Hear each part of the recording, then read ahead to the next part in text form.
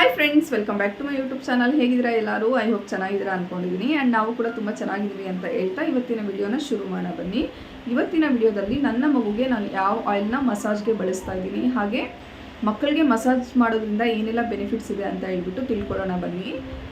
ಮಕ್ಕಳು ಹುಟ್ಟಿದ್ದಾದಮೇಲೆ ತುಂಬ ಕನ್ಫ್ಯೂಷನ್ಸ್ ಇರುತ್ತೆ ನಮಗೆ, ಯಾವ ಆಯಿಲ್ ಯೂಸ್ ಮಾಡೋದು ಏನು ಅಂತ ಹೇಳ್ಬಿಟ್ಟು. ನಮ್ಮ ಚಾರ್ವಿಕಿಗೆ ನಾನು ಬಂದುಬಿಟ್ಟು ಹಿಮಾಲಯ ಬೇಬಿ ಮಸಾಜ್ ಆಯಿಲ್ನ ಯೂಸ್ ಮಾಡ್ತಾ ಇದ್ದೆ. ಬಟ್ ನಮ್ಮ ಚೀಕುಗೆ ಅದೇ ಟ್ರೈ ಮಾಡಿದೆ, ಅವ್ನಿಗೆ ಅದು ಸೆಟ್ ಆಗಲಿಲ್ಲ. ನೆಕ್ಸ್ಟ್ ಅದಾದಮೇಲೆ ಆಲ್ಮಂಡ್ ಆಯಿಲ್ನ ಕೂಡ ಯೂಸ್ ಮಾಡಿದೆ, ಬಟ್ ಅದು ಕೂಡ ಸೆಟ್ ಆಗಲಿಲ್ಲ. ಲಾಸ್ಟ್ಗೆ ನಾನು ಕೊಕೊನೆಟ್ ಆಯಿಲ್ನ ಯೂಸ್ ಮಾಡ್ತಾ ಇದ್ದೀನಿ. ಕೊಕೊನೆಟ್ ಆಯಿಲು ನಿಜವಾಗ್ಲೂ ದಿ ಬೆಸ್ಟ್ ಅಂತಲೇ ಹೇಳ್ಬೋದು ಎಲ್ಲ ಆಯಿಲ್ಗಿಂತನೂ. ಆ್ಯಂಡ್ ಏನೂ ಸೈಡ್ ಎಫೆಕ್ಟ್ ಇರೋದಿಲ್ಲ, ಮತ್ತು ಮಕ್ಕಳ ಸ್ಕಿನ್ನು ತುಂಬ ಡೆಲಿಕೇಟೆಡ್ ಆಗಿರುತ್ತೆ. ಈ ಕೊಕೊನೆಟ್ ಆಯಿಲು ತುಂಬ ಜೆಂಟಲ್ ಆಗಿ ತುಂಬ ಚೆನ್ನಾಗಿ ವರ್ಕ್ ಆಗುತ್ತೆ ಅಂತ ಹೇಳ್ಬೋದು ಅವ್ರ ಸ್ಕಿನ್ ಮೇಲೆ.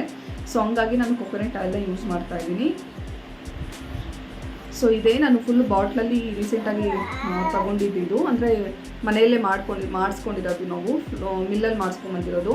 ಸೊ ತುಂಬ ಚೆನ್ನಾಗಿದೆ ಇದು, ಹಂಗಾಗಿ ಅವ್ನು ಸೆಟ್ ಆಗಿದೆ. ಸೊ ಹಂಗಾಗಿ ನಾನು ಇದನ್ನೇ ಯೂಸ್ ಮಾಡ್ತಾ ಇದ್ದೀನಿ.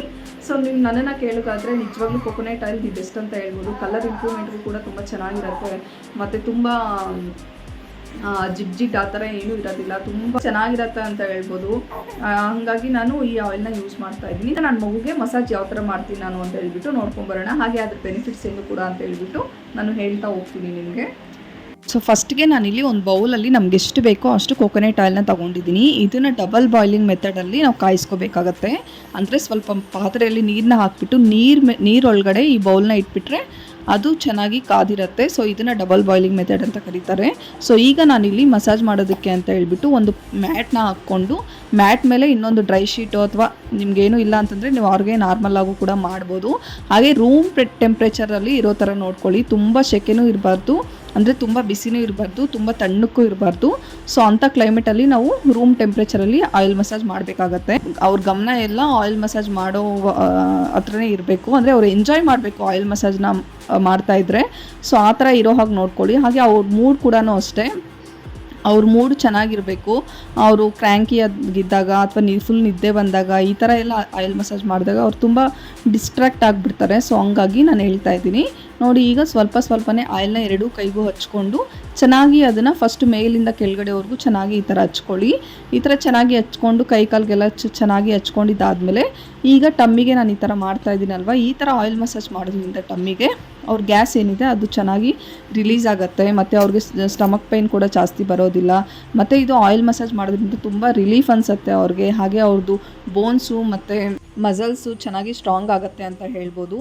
ಇನ್ನೊಂದು, ನಾವು ಮಗುಗೆ ಆಯಿಲ್ ಮಸಾಜ್ ಮಾಡ್ತಾ ಇದ್ದಾಗ ಅವ್ರ ಜೊತೆ ಚೆನ್ನಾಗಿ ಮಾತಾಡಿಸ್ಬೇಕಾಗತ್ತೆ. ಅವ್ರಿಗೆ ಏನಾದರೂ ರೈಮ್ಸ್ ಆಗ್ಬೋದು, ಸೊ ತುಂಬ ಚೆನ್ನಾಗಿ ಮಾತಾಡ್ಸೋದಾಗಬೋದು. ಈ ಥರ ಎಲ್ಲ ಮಾಡ್ತಾ ಇದ್ದಾಗ ನಮ್ಮದು ಮತ್ತು ಮಗುದು ಬಾಂಡಿಂಗ್ ಅನ್ನೋದು ತುಂಬ ಚೆನ್ನಾಗಿ ಬಿಲ್ಡ್ ಆಗುತ್ತೆ ಅಂತ ಹೇಳ್ತೀನಿ. ಸೊ ನಮ್ಮ ಮಗು ಅಂತೂ ನಿಜವಾಗ್ಲೂ ತುಂಬ ಚೆನ್ನಾಗಿ ಎಂಜಾಯ್ ಮಾಡುತ್ತೆ ಆಯಿಲ್ ಮಸಾಜು.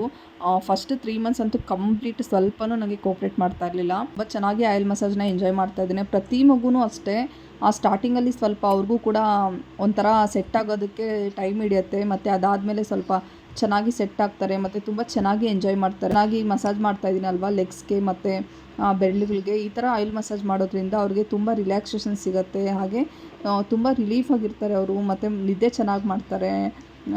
ಸೊ ಈ ಥರ ಎಲ್ಲ ಬೆನಿಫಿಟ್ಸ್ ಇದೆ ಮಕ್ಕಳಿಗೆ ಆಯಿಲ್ ಮಸಾಜ್ ಮಾಡೋದ್ರಿಂದ. ನಾನು ಯೂಶ್ವಲಿ ಆಯಿಲ್ ಮಸಾಜ್ ಮಾಡಬೇಕು ಅಂತಂದರೆ ನಾನು ಟಿ ವಿ ಏನೂ ಹಾಕಲ್ಲ, ಅವ್ನಿಗೆ ರೈಮ್ಸ್ ಹೇಳ್ತೀನಿ. ಅವ್ನಿಗೆ ಟ್ವಿಂಕಲ್ ಲಿಟಲ್ ಸ್ಟಾರ್ ಅಂದರೆ ತುಂಬ ಇಷ್ಟ. ಸೊ ಅದನ್ನು ಎಂಜಾಯ್ ಮಾಡಿಕೊಂಡು ಅವನು ಚೆನ್ನಾಗಿ ಆಯಿಲ್ ಮಸಾಜ್ ಮಾಡಿಸ್ಕೊತಾನೆ.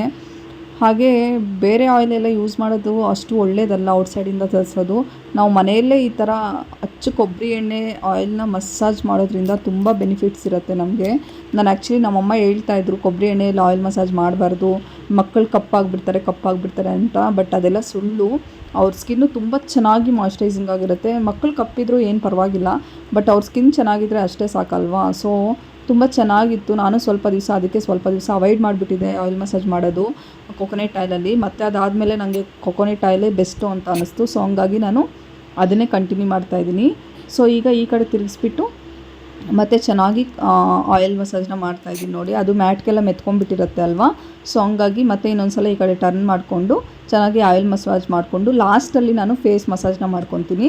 ಫಸ್ಟೇ ಮಾಡೋಕ್ಕೆ ಹೋಗಲ್ಲ, ಲಾಸ್ಟಲ್ಲಿ ಇನ್ನು ಕಂಪ್ಲೀಟು ಹಿಂದೆ ಮತ್ತು ಮುಂದೆ ಎಲ್ಲ ಚೆನ್ನಾಗಿ ಮಸಾಜ್ ಮಾಡಿದ್ದಾದಮೇಲೆ ಫೇಸ್ಗೆ ಮತ್ತು ಈ ಥರ ಸ್ಮೂತಾಗಿ ತುಂಬ ಜೆಂಟಲಾಗಿ ನಾನು ಈ ಥರ ಆಯಿಲ್ ಮಸಾಜ್ನ ಮಾಡ್ತೀನಿ ಅವನಿಗೂ ಕೂಡ ತುಂಬ ಎಂಜಾಯ್ ಮಾಡ್ತಾನೆ, ಅದನ್ನು ನಗ್ತಾ ಇರ್ತಾನೆ, ಸ್ವಲ್ಪ ಹೊತ್ತು ಅಳಲ್ಲ ಅವನು.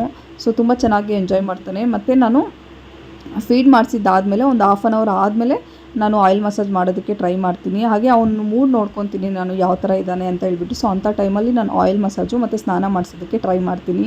ಹಾಗೆ ಇಲ್ಲಿ ಎಕ್ಸಸೈಸ್ನ ಮಾಡಿಸ್ತಾ ಇದ್ದೀನಲ್ವ, ಸೊ ಈ ಥರ ಸಿಂಪಲ್ ಎಕ್ಸಸೈಸಸ್ನ ಮತ್ತು ಆ್ಯಕ್ಟಿವಿಟೀಸ್ನ ಮಾಡೋದ್ರಿಂದ ಅವರು ಕೂಡ ಡೇ ಫುಲ್ಲು ತುಂಬ ಆ್ಯಕ್ಟಿವ್ ಆಗಿರ್ತಾರೆ ಮತ್ತು ತುಂಬ ಚೆನ್ನಾಗಿರ್ತಾರೆ, ತುಂಬ ಚೆನ್ನಾಗಿ ನಿದ್ದೆ ಮಾಡ್ತಾರೆ.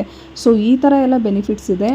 ಐ ಹೋಪ್ ನಮ್ಮ ವಿಡಿಯೋ ನಿಮ್ಮೆಲ್ರಿಗೂ ಕೂಡ ಇಷ್ಟ ಆಗುತ್ತೆ ಅಂದ್ಕೊತಾ ಇದ್ದೀನಿ. ಇಷ್ಟ ಆದರೆ ಪ್ಲೀಸ್ ಒಂದು ಲೈಕ್ ಮಾಡಿ, ಶೇರ್ ಮಾಡಿ, ಹಾಗೆ ನನ್ನ ಚಾನಲ್ನ ಸಬ್ಸ್ಕ್ರೈಬ್ ಮಾಡ್ಕೊಳ್ಳಿ. Thank you for watching guys.